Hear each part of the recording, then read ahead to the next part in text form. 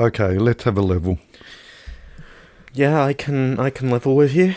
Here is the way things are. Here's what they're going to be. Yeah. You can predict the future, can you? Yeah. Oh, Yeah. how's it looking? Don't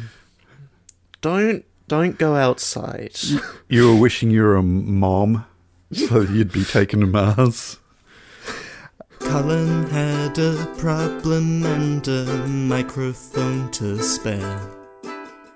Thomas took it up and so the podcast went to air. For weeks and months they trolled through every single DVD. They've unwrapped all the ones they can and now they're cellulose free. Now they're cellulose free.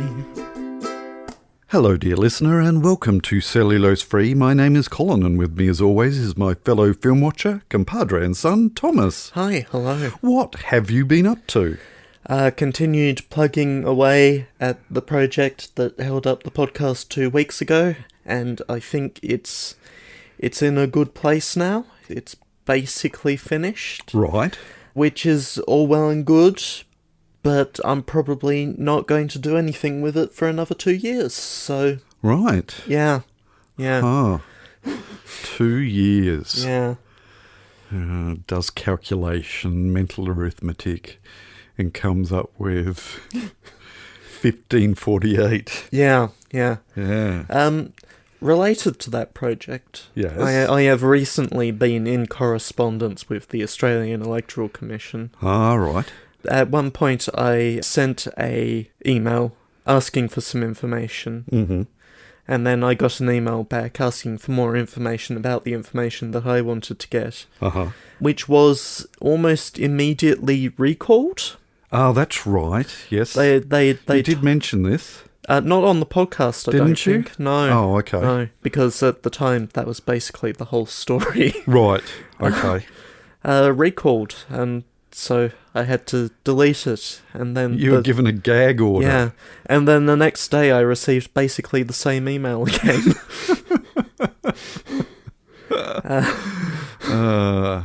And then it was Easter, and I sort of formulated my response over the Easter period, in which I had... Well, we all probably had too much chocolate, but... I certainly did. That's what happens. Yep. I formulated my response, sent it off on Monday, and then on Tuesday I got an email back saying, well, we're in the middle of the Farrer by-election now that the writs have been sent out over Easter weekend, so we'll come back to this once we're done with that. Right. Yeah. Gotcha. So... all of us are busy. And so the piece of information that I was asking for doesn't really have any bearing on anything. It just sort of a bit weird. A very large piece of information that they send out over an election period wasn't quite functioning the way I expected it to, and that all the documentation told me I should expect it to do. Right. Doesn't really matter. This is pure information. It has nothing to do with the actual result of the election, and so I'm not particularly bothered by it. Pure information. So it's been percolated and boiled down, had any impurities removed from it, any lies or slight mistruths. It's pure information. And I just wanted to know what was going on. And now I guess I'll be waiting for another month or two. Dear listener, he just wants to know what's going on. That's usually all I want to know, really. What's going on? And then I wrapped up that project, basically, and now that'll just be filed away for a couple of years until the next federal election rolls around. Have you stored it in the cloud? No. Have you backed it up? I should. Yeah, probably. Yeah. Yeah. Email it to yourself. And then, yeah, so wrap that up, and I was like, I will treat myself to a video game, and the video game I treated myself to was The Artisans of Glymoth, which is sort of a paper puzzle, but on the computer, logic grids type thing. Right. Which all the settings on low and the resolution all the way down, because of course it's built in Unreal Engine, and it if you don't do that, especially on my computer, which was, as I've established in the past, underpowered at the time, but probably appropriate for what it was intended for. It was absolutely appropriate for what it was intended for. A thing that I did not finish. No. Because I didn't feel I was learning anything, and so I got bored, and so I stopped. Yeah. Pregnant pause. He stopped. And so these... this particular game does not run particularly well on the machine that was underpowered. But it does run at 720p with all the settings turned down as low as they'll go. And I've been having fun with the bits of it that aren't quite as hard. And I am somewhat running out of the bits of it that aren't quite as hard. You chewed the crusts off. Yeah. Now you've got to get to the meaty bits. We'll see if I go back to that. But that was a little under $20, and I think I got my money out of it. So not too bad, honestly. Good. I feel like there were other things I intended to do this week, but I didn't, and so I won't bring them up. Okay. What have you been up to this week? What have I been up to? Well, today I went for a swim. Great. I went for a walk and a swim. I don't think it even got over 20 degrees today. I think it was about 17 degrees when I went for a swim at Belrive, out to the floating platform and around a couple of buoys and back. Oh, pontoon's still out there, eh? Yeah, they haven't dragged the pontoon in yet. I don't know whether they dragged it in last time. Don't know. But that was good. I was quite surprised with how bearable it actually was. And I'm certainly feeling it. And I used the exercise equipment whilst I was there, and possibly overdid it a bit there as well. Yeah, so my body's a bit achy. It's also a bit achy because a couple of days ago I went for a kayak with dear listener Helen. I kayaked out to the Iron Pot, which is out in the Derwent estuary, and there's Tasmania's oldest lighthouse and Australia's oldest still standing tower lighthouse, built in 1832, trying to keep ships off a large row of rocks around there. So we kayaked out to that. It has featured in numerous of my photos from various places around Hobart.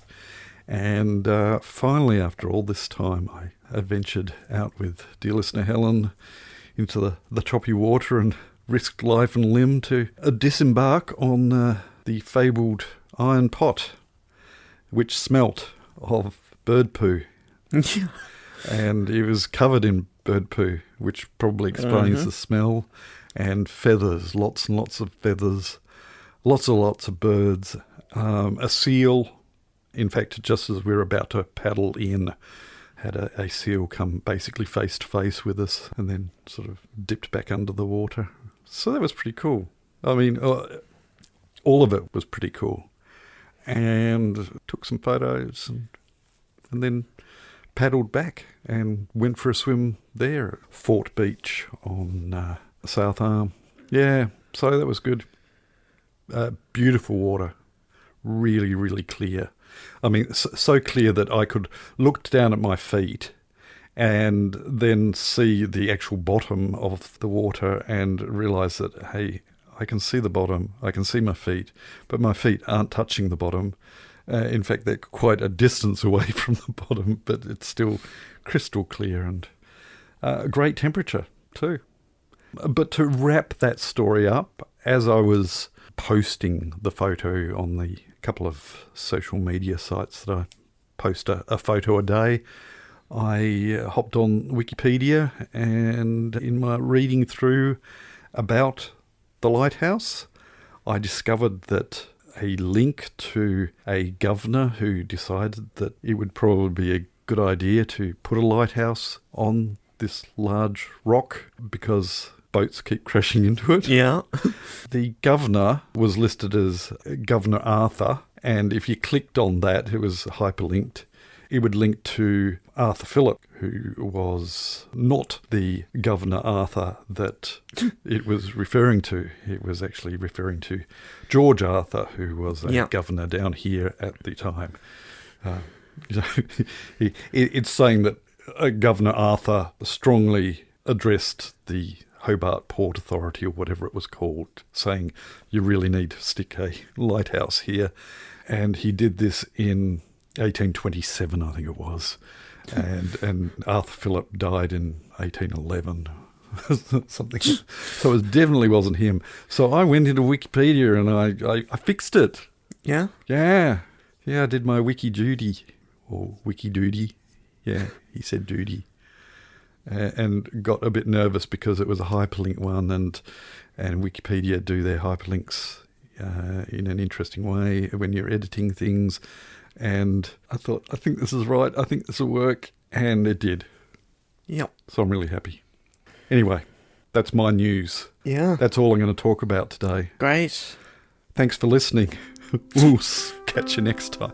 You have been listening to Cellulose Free. Your hosts were Colin. We have a film to watch. We do. I picked it. Yeah, this is your fault. Yeah. Yep. And if you want to find out why I picked it, do I have to go through it again? Or do I refer everyone to listen to last week's episode, which is undoubtedly going to be a better episode than this one? Yeah, Berkeley Breath Connection. That's basically it, isn't it? Yeah, based on a book by a comic strip writer that I was quite and continue to be fond of since the 1980s.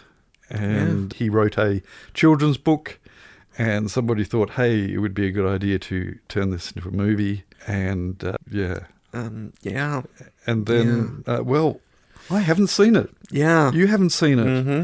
We're already making judgments here. Yeah. All evidence suggests that it isn't a great movie. Yeah. But all of that evidence may be wrong. So I'm giving it the benefit of the doubt. And even though I really didn't like the Polar Express. Yeah. And look, I didn't mind Monster House. Mm-hmm. Had absolutely no interest whatsoever in watching A Christmas Carol. All of these films are uncanny valley type, motion captured and then animated, as is the movie we're watching today. And that is... Mars Needs Mums. Or... Mars Needs Moms. Or... hang on. Des Mamans pour Moise. Uh-huh. See, it was worth it, wasn't it? Yeah. Yeah. Milo sur Mars. Yeah. Milo and Mars. Yeah. Oh, sorry, Milo und Mars. It was Germany. Yeah. Anyway, please. Oh, dear. Oh, Peru. No. Okay, please tell our dear listener what Mars Needs Moms is all about. 9-year-old Milo finds out how much he needs his mum when she's nabbed by Martians who plan to steal her mumness for their young.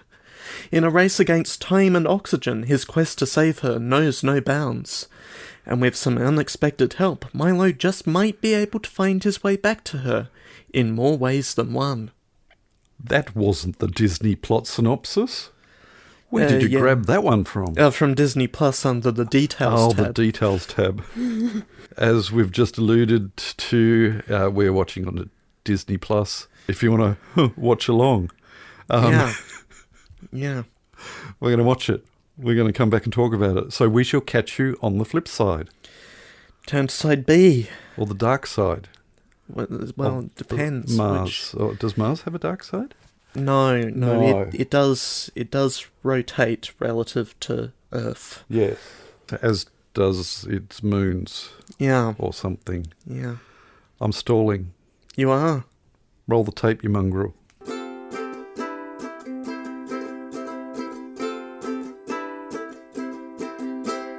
So, what did you think?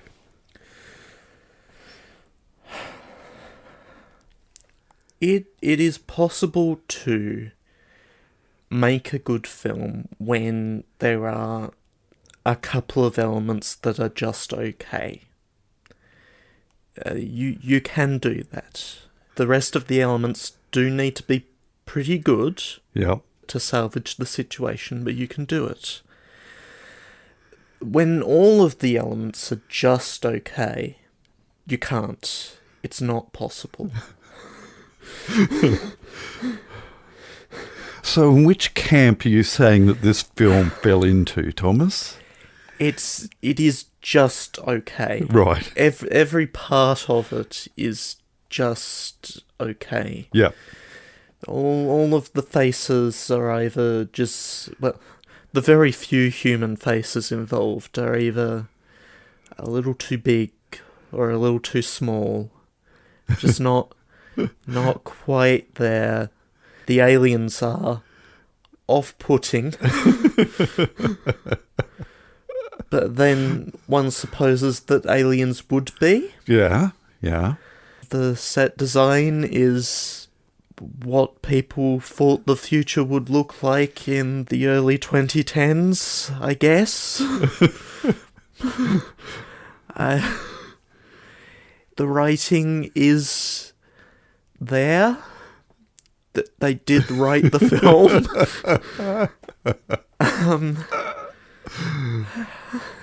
It's all just okay, and that's not how you make a good film. Did it exceed your expectations, though? It was better than I was expecting, Yeah.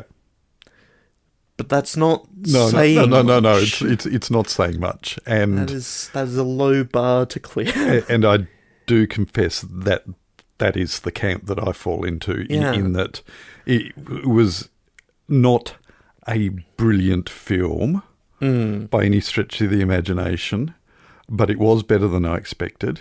Yeah. I did enjoy it far, far more, and I'm going to make the comparison again as far as Polar Express, keeping in mind that there's 7 years in between there for the technology. But it is still very much motion capture. You can tell that people are puppeteering the characters on there.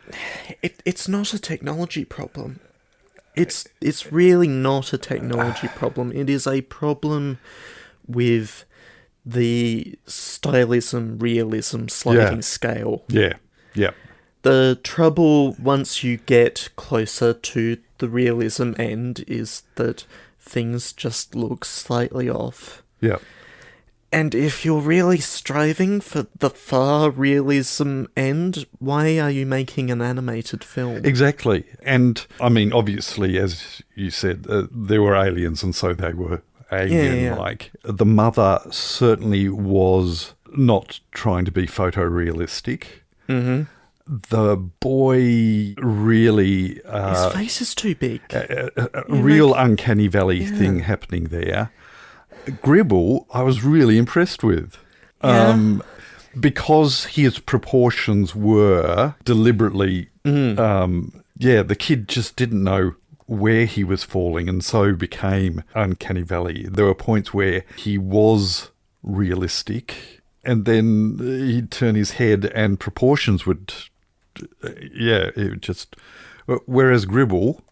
his proportions certainly were stretched and morphed a bit, but the facial expressions that were being captured there, I could look him in the eye, basically. If I ran into him in the street, I could hold a conversation with him, whereas that kid, I would always be not knowing where to look. I say that having real difficulties looking people in the eye when talking to them. The good old autism trait of concentrate on the nose or the mouth. I'm very much a mouth watcher. But Gribble was such that I could hold a conversation with him. They make comparisons of Neanderthal man. If a Neanderthal was dressed in modern clothing and shaved and cleaned up, he'd probably fit in. Whereas the vision you have in your head of sizes and proportions being slightly off, that's what we've been raised with as far as initial clay modelling and things like that. But he would fit, and Gribble would fit. But the kid wouldn't, the mother wouldn't, and the dad was sort of a mix between the boy and the mum. So, it takes you out of this whole motion capturing, unless it's being used, Lord of the Rings style. It just doesn't. As you say, if you're making it too photorealistic, why not just use the actors? Yeah. And it seriously isn't a technology problem because, this is a year after Avatar? Yeah. Yep. Which, not a film that I like. And I suspect we'll get to it at some point, but not a film that I like because none of the storytelling elements are there. It's very visually pretty film, but nothing going on under the surface. And look, I don't know how the third one fared, but I certainly remember coming out of the first Avatar and going, wow, that was so immersive and impressive, and they certainly pulled that off. But then when you sit back and your mind is thinking back at it and it has crushed it back down into 2D and sucked some colour out of it, and you start critically thinking about the storyline, it was just hollow. And I can't even remember the second one, other than the fact that I certainly came out of it again feeling like the technology had advanced, and I couldn't believe that had happened. And it was mighty impressive. But as far as storytelling is concerned, I have no idea. Can't remember. The flip side of that is, I think I will remember the plot line to this. Because there's not a lot of it. No. Whereas a number of weeks back, I watched with the other kids Zootopia 2. Yeah. So much happened in that. Yeah. And I can't remember. I don't know what happened. I know a lot did. But firstly, I thought, hang on, we were going to watch that. Did we watch it? I think we did. And then sort of flashbacks of fast motions and things like that. And I had to flick back through Facebook, and what was my comment on it? There were some choices, and some were made under the influence of substances, I'm certain. It was, So I guess, and I could be wrong, if you were to ask me next week in the podcast, so what happened in Mars Needs Mums? Yeah. What was the plot of that film? I think I could tell you. Right. Whereas, Zootopia, no idea. So I guess it's got that going for it. I don't know.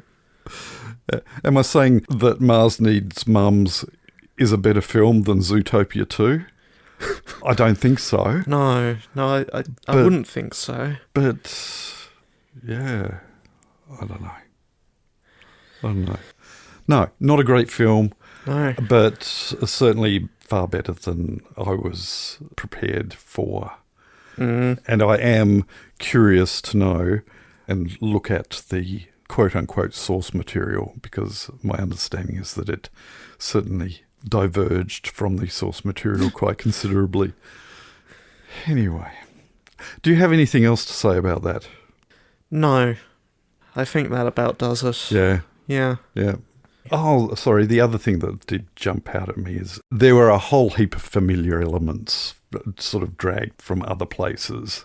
The junkyard, that trope of modern society, dropping its junk, and the people are living amongst the junk. That's been used in numerous science fiction films, and that was used. But there were other things that kept on sort of pulling memories, and for some reason I thought, wasn't there a Disney film that had... There were certain vibes of this that were reminding me of a fairly recent Disney film, and it was Strange World. Yep. Which, again, I couldn't tell you the plot line of. But as far as the vibe of family, I guess, is the thing that was possibly drawing it, and in a weird, floaty, jellyfish kind of way. I don't know. But another film that's immensely forgettable. Anyway, we were going to move on. Yeah. Yeah, so let's move on then. The following segment has no title. Thank you. And we will start with a backlog comment on Discord from E of Pie. Hi, E of Pie. On our bonus episode 2 weeks ago. Shoot, I forgot to get my guess in last week of can't bother.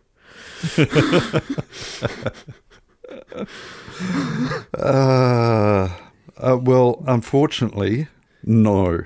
No. I can tell you what the file name for that is, but I'll tell you later. Yeah. Yeah. Meanwhile, on last week's episode, also on Discord, Entuosferatu. Hi, Entuosferatu. There's no gorillas. See also Captain Ron re Go/Gorillas, Pirates of the Caribbean. Yeah. Never been to Disneyland, went to Dollywood. I think I've made this reference before. I'd have to look back, and it would be difficult because it's mostly images, so... Yeah. Crazy that 2 of the men in Predator have been state governors. Arnold Schwarzenegger and Jesse Ventura. Yeah. How does the jump of the title compare with the opening of Cabin in the Woods? Because that one got me good. I have actually seen Cabin in the Woods. Have you just? Which is sort of a wild pull for me specifically. But it is a film that I have seen. And it is... That title screen is quite a jump. Twice. Yeah. At the beginning and the end. Yeah, just sort of trundling along in this underground facility, and then... I say knowingly, Yeah. I actually watched it yesterday. Oh, yeah. For the first time. Yeah. Yes. I did homework into Osferatu. Yeah, so that I could pretend to know that what and I confess that I was terribly, terribly hesitant. As a side tangent, one of my very, very earliest experiences of horror movie was a film that pretty much started the Cabin in the Woods genre. And I was way too young for it. And it was evil, and there were dead people in it. Wow. But I'm not going to mention it by name. And I was probably only 14 when I saw it. Way, way, way too young. And so I've well and truly steered away from that genre. So it was an effort for me to watch Cabin in the Woods, even though it very much gets the same kind of description as Zootopia 2. I think there were substances involved when making it. Well, yeah. That's part of the plot. Very much so. That's one crazy film. Yeah. But indeed, seriously, that title is quite something. Just trundling along, and suddenly it's there. Yeah. There's the title. Yeah. And I don't think it helped that I went in watching it knowing that the title possibly would be in the jump variety. Did you think it would come where it did? No, that is exactly right. Yeah. So it still worked. Yeah. Yeah. Oh, dear. I should watch it again at some point. I'm I thought stunned. it was all right, actually. I was thinking when I started watching it, there's absolutely no way Thomas has seen this. And No. I'm not even going to suggest it to him because this is in no way, shape or form a genre that he would in any way be interested in. It's playing off the tropes. Yes. It is poking at these absolutely. tropes. And that is what can get me over the line. Yeah. Yeah. I don't think I'd realised that Joss Whedon was one of the writers. Yeah, that makes sense. Yeah, it makes a lot of sense. Yeah. Yeah. Anyway. I did enjoy that Yeah. more than I enjoyed the film that we just watched. Yeah. However, in a week's time, will I be able to tell you what the plot to Cabin in the Woods is? Probably not. Nosferatu continues. In FNAF ages, my wife is an elementary school counsellor, and it's still a thing for the younger kids and has been since it came out. Wow. Seems to be one of those rolling things that older kids tell the younger kids about. Uh-huh. There were, and might even still be, Scholastic Book Fair books for it. Oh, good grief. Wow, that's... Yeah. It's almost like, didn't they make a kiddie-friendly, in quotes, version of Deadpool? A kiddie cut? A Christmas kiddie cut of Deadpool, I think, wasn't it? Deadpool 2, a re-release called Once Upon a Deadpool. Right. Yeah. Just swap out some of the plot and put Fred Savage back in bed and tell him the story. So it's got that kind of vibe to it. Yeah. This whole... Yeah. We've suddenly discovered that that's who our real target audience is, so we'll play to it. Yeah. Excited for Santa Claus versus the Martians next week. Santa Claus conquers the Martians. Yes, thank you. Which we have watched. Yeah, many years ago. Yeah, in blue and red. The copy that we had was basically a copy of a copy of a copy, I think, because I think it's in the public domain. It was a really bad copy and all of the green had just been sucked out of it. So... And then, I think, immediately after that, we watched Rare Exports for the first time. For the first time. And that was a better film. It was. That was a much better film. Yep.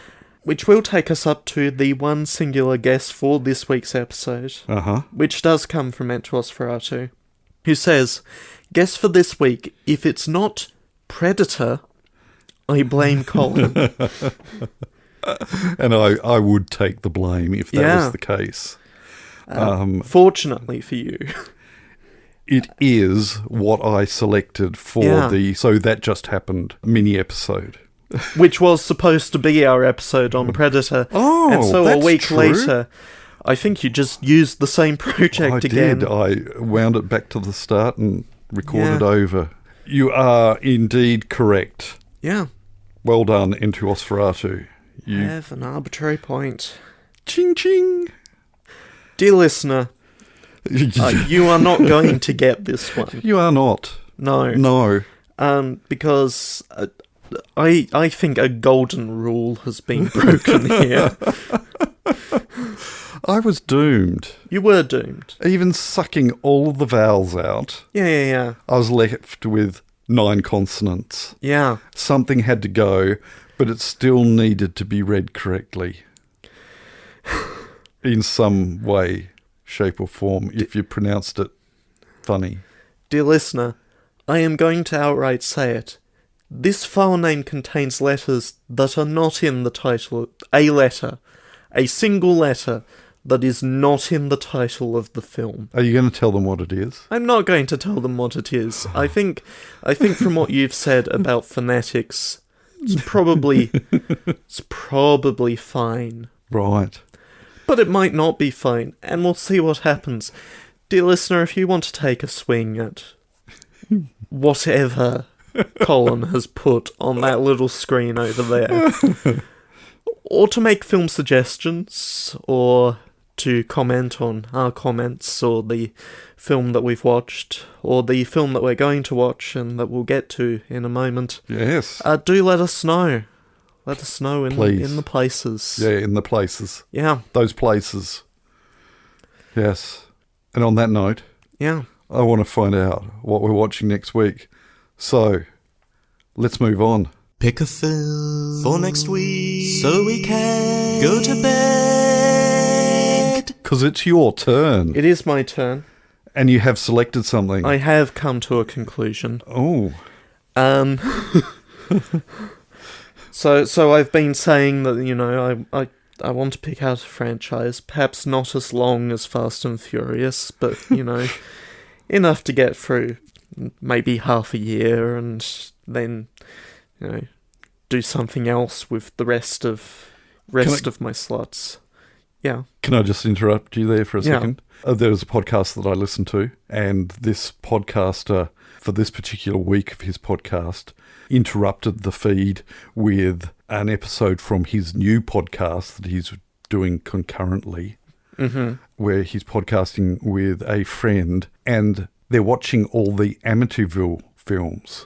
Right. Now, if you were to look up Amityville on IMDb, you would discover that there's a lot of them because Amityville cannot be registered as a trademark. Right. So you have the likes of, what is the name of the company that makes Sharknado and... The Asylum? Yeah, I think the Asylum has made numerous Amityville-titled films. You know, the Amityville Toilet. And anyway, there's 95 of them, apparently, and they're watching them. Oh no, I pulled up the Wikipedia page and it's like, okay, original series. There's 8 of them. 8 of them in the original series. That's not so bad. 3, 4 studio remakes / reboots. And then independent releases. And this table, it just keeps... It starts in 2011, Yeah. and then it just keeps going. There are multiple of these every year. Yeah, and I think the last one is Amityville NATO. I think that's what they said on the podcast. That's not on this list. Okay. Anyway, I digress, but I thought that would be funny to mention, but Yeah. also I point out that I have absolutely no interest at all in watching one, let alone 95 Amityville films. So, I'm hoping that it is not that you've selected. Of course, the podcast is called Amityvilleville. It is, Yeah. yeah. By the guy who does Hyperfixed. Okay, so you have selected I have selected a franchise. a franchise. It is not 95 films long. Good.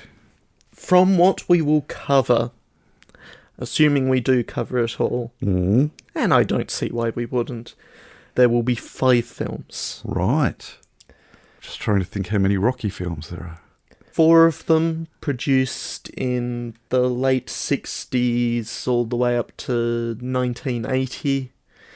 One of them more recent, 2005. Right. This is another franchise about cars, Okay. Right. but somewhat more focused on one particular car. Oh. And does it go meep meep? It might do, yes. Ah. It might be an interesting shape for a car. Well. Okay. So what you were actually aiming for Yeah. was just a Yeah.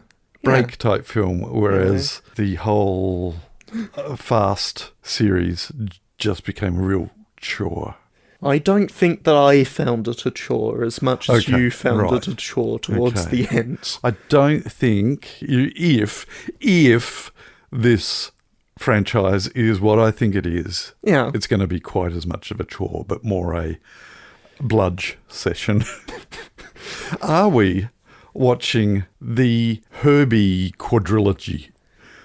Yes, and And- its 2005 reboot, Yeah. but not the 1997 TV movie, which doesn't seem to be anywhere. Right. Was it done by Disney? It was done by Disney for ABC, the American Broadcasting Company, Right. to be clear. Yes. Yeah. But it seems like it went to VHS, and then that was it. Uh-huh. They've not touched it since. Right. So I guess we won't watch it. But we will watch the 5 films that are available on Disney+, which are The Love Bug, Herbie Rides Again, Yep. Herbie Goes to Monte Carlo, Herbie Goes Bananas, and Herbie Fully Loaded. Wow. So, next week, The Love Bug. Yeah, when the concept of a franchise probably wasn't even on anyone's minds at the time. Not when they made it? No. Please tell our dear listener the plot synopsis of The Love Bug. He's the star who provides the most laughs per gallon. He's Herbie, the lovable car with a mind of his own. Dean Jones, Michelle Lee, and Buddy Hackett join Herbie in this revved-up comedy classic. Jones plays down-on-his-luck race driver Jim Douglas, who reluctantly teams up with the little machine.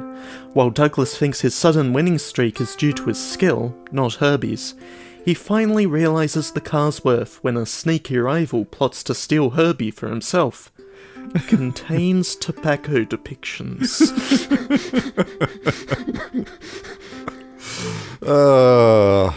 Next week, The Love Bug. We hope that you can join us. But until then, we'll catch you next time. Bye. You have been listening to Cellulose Free. Your hosts were Colin, who produces and edits the show, and Thomas, who makes the artwork and music. Cellulose Free is recorded in the Deranged Cat Studios in scenic Tasmania, Australia. We keep track of our extensive physical media collection through My Movies, which we highly recommend. You can find links to that, as well as other places you can find us in the show notes. Cellulose Free is a Hi Hello production.